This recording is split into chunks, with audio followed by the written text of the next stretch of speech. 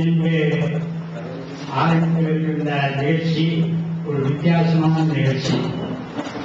நாம் எல்லோருமே நமக்காக ஏதாவது செய்ய முடியுமா என்று சிந்திக்கும் இந்த காலகட்டத்திலே நகருக்காக சிந்திக்கக்கூடிய ஒரு சமுதாயமும் இருக்கின்றது.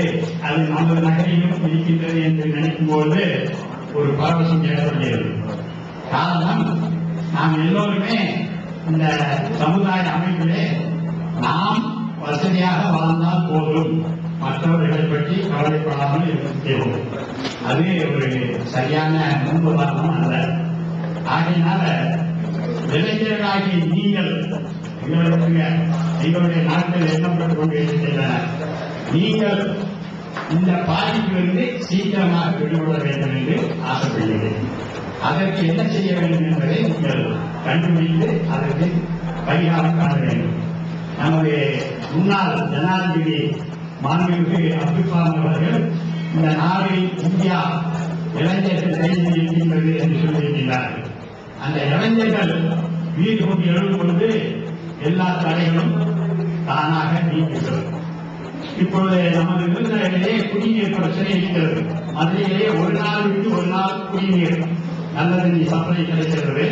நமது ஊரிலே என்று வரும் என்று தெரியாத ஒரு சூழல் இருக்கின்றது. இன்னும் கோடை வரவில்லை. கோடை இன்றையே தான் வரப்போகிறது. நமக்கு 6 மாசம் இருக்கிறது. அடுத்த ஆவணி மதத்தான் நமக்கு மழையால் ஆரம்பிக்கிறது. இப்போது நம்மிடம் போதிய தண்ணீர் வசதி இல்லை. இங்கே தாமிரபரணியிலிருந்து குடிநீர் நமக்கு தருவிக்கப்பட்டு விநியோகிக்கப்படுகிறது. ஆனால் தாமிரபரணியிலும் என்று வரை தண்ணீர் இருக்கும் என்பது கேள்விக்குறியாக இருக்கிறது.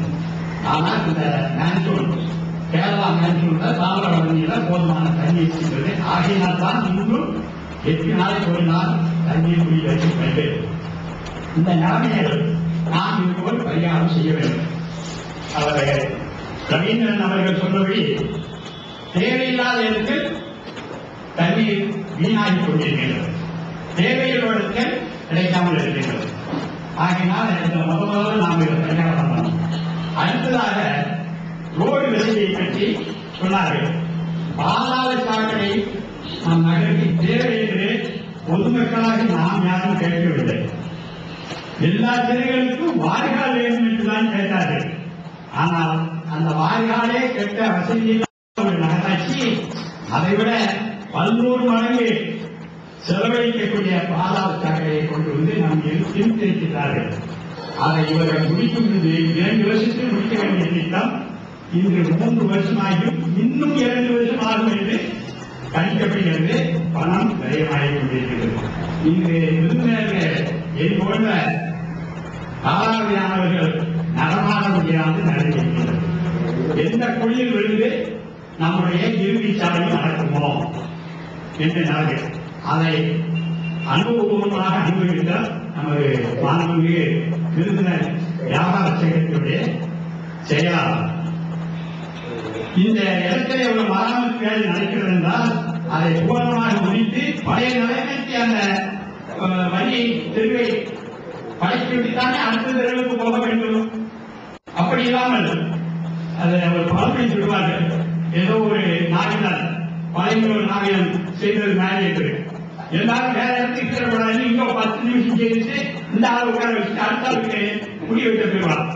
அந்த மாதிரி இருக்கின்றது. எந்த திருவையாக நாம் போனால் அங்கே குழி தோண்டி கிடக்குமோ, எந்த குழியை நாம் விழப்போகிறோமோ என்ற பயத்தோடு தான் வீட்டை விட்டு வெளியேற வேண்டியிருக்கிறது. திரும்ப வீட்டுக்கு வந்தால் அது நாம் செய்த புண்ணியம். இதை இன்றைய விருந்தினர் நகராட்சி இதை தவிர்க்கப்பட வேண்டும். மூன்றாவது பேருந்து நிலையம். மக்கள் வசதிக்காகத்தான் நகராட்சி தவிர நகராட்சிக்காகவும் நகராட்சியில் உறுப்பினர்களாக இருப்பவர்களுடைய வசதிக்காக நகராட்சி அல்ல. அதை நாம முதல்ல நாம ஓட்டு போட்டு அனுப்புனது நம்மளுடைய குறைகளை நிவர்த்தி செய்யணுங்கிற ஒரு நல்ல நோக்கத்தோட தான் நம்ம நகராட்சி அனுப்பியிருக்கோம். அவங்களோட வசதியை உழைத்திருக்காங்க. இதுல பகிரங்கமா நடக்குது. பகிரங்கமா ஒரு சாதாரண திருக்கூட்டால் பேசுறாரு. இந்த மாதிரி ஒரு தப்பு நடக்குது. யாரும் இல்லைன்னா அந்த காலத்துல நமது நாட்டு ஆள்பவர்கள் பரிசுத்தமானவர்களாக இருந்தார்கள். ஆகினால அரசு அதிகாரிகள் தப்பு செய்ய தயங்கினார்கள். ஆனால் இன்று உயர்ந்த நிலையிலிருந்து கீழ்மட்டம் வரைக்கும் அரசு ஆட்சியாளர்கள், அரசு அதிகாரிகள் ஆட்சியாளர்கள் தப்பு பண்றதுனால இந்த அரசு அதிகாரிகளுக்கு தைரியம் உண்டாகிறது. இவர்கள் குற்றவாளிகள் நம்மை ஒன்றும் செய்ய முடியாது, ஆகையினால் நாம் எந்த தப்பு வேணுமாலும் செய்யலாம்னு சொல்லி இது நடக்குது. இன்னைக்கு சட்டங்கிறது அமல் இருக்குன்னு நாம நினைக்கிறோம், கிடையாது. பொது இடத்தில் புகைப்பிடித்தால் அபராதம் இவ்வளவு இருக்கு. இன்னைக்கு யார் நாமளும் தப்பு பண்றோம், பொதுமக்களாகி நாமளும் தப்பு பண்றோம். பொது இடத்துல புகைப்பிடிக்கலாம்னு சட்டம் இருக்கும்போது நாம அதை செய்யக்கூடாது, செய்யும். சரி, அப்படி செய்பவர்களை தடுக்க வேண்டும் என்று காவல்துறை இருக்கிறது. அது அந்த தன் கடமையை செய்கிறதா? அதுவும் செய்கிறது. ஆக நாம் இன்றும் நோயாளியாக மேலும் மேலும் நோயாளியாகவும் சுற்றுச்சூழல் பாதிக்கப்பட்டும் போய்கொண்டிருக்கிறோம். இன்று விருந்தினர்கள் பேருந்து நிலையம் இருந்து இயக்கப்படுவது நல்லதுதான், பொதுமக்களுடைய வசதி. அதாவது உள்ளூர் பஸ், அதாவது டவுன் பஸ் சொல்லக்கூடிய உள்ளூர் பஸ் ஸ்டாண்டுக்கு ஹெட் குவார்டர் பழைய பஸ் ஸ்டாண்ட், வெளியூருக்கு போற பஸ்களுக்கு பூரா ஹெட் குவார்டர் புது பஸ் ஸ்டாண்ட் என்று இதை பிரித்து பழைய பஸ் ஸ்டாண்டுக்கும் புது பஸ் ஸ்டாண்டுக்கும் டவுன் பஸ்கள் விட்டு இதை ப்ராப்ளத்தை சால்வ் பண்ணாத இந்த ப்ராப்ளம் தீரும். இல்லாவிட்டால் மீனாங்கே பங்களா என்று சொல்லக்கூடிய இடத்துல பெண்கள் பிள்ளைகள் யாருமே அந்த பக்கம் போக முடியாத சூழ்நிலையிலே சகல பஸ்கள் வந்து நின்று போக்குவரத்தை தடை செய்கிறார்கள். விருதுநகர் மக்கள் பூராவும் அங்க போயிட்டு வெளியூருக்கு போக வேண்டிய சூழ்நிலை தேவையா? வசதி உள்ளவர்கள் ஆட்டோலையோ அல்லது அவர் சொந்த காட்டிலே போய் அந்த நேரத்துக்குள்ள ஏறிட முடியும். மத்திய தர வகுப்பினரோ ஏழைகளோ ஆட்டோவுக்கு 50 100 கொடுத்து குடும்பத்தோடையோ சாமான்களோடையோ போய் அந்த பேருந்து நிலையத்தில் ஏற முடியுமா? இந்த ஏரியாவில் இருக்கிறதுக்கு ஒரு பஸ் ஸ்டாண்ட் வேணும்.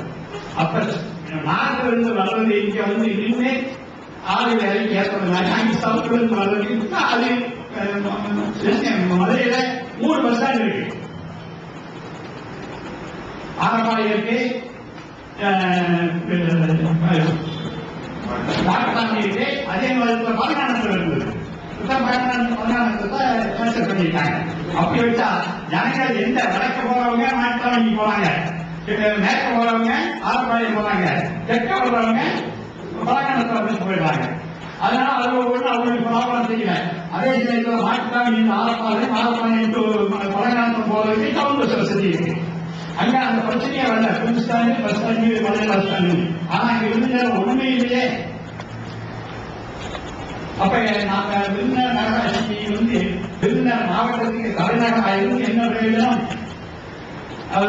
அவர் ரவீந்திரன் சொன்னபடி கலெக்டர் ஆபீஸுக்கு வேலைக்கு போகிறவர்களுக்கு மட்டும் ரயில்வே நிலையத்திலிருந்து கலெக்டர் ஆபீஸுக்கு பஸ் போடுது. அப்ப நாமெல்லாம் கலெக்டர் நமக்கு இந்த நகரத்தில் உறுதி இல்லையா? இது என்ன பாரபட்சம்? இப்ப இன்றைய நிலையில் அரசு வந்து அரசியல்வாதிகளுக்காகவோ அரசு அதிகாரிகளுக்காக தான் இயங்குகிறது, பொதுமக்களுக்காக அல்ல. அது பொதுமக்களுக்காக இயங்கக்கூடிய ஒரு அரசு தான் வரணும். அதுக்கு நாம் என்ன செய்யணும்? நமக்கு தெரியல. யாராவது ஒரு ஆளை பிடிச்சாமல்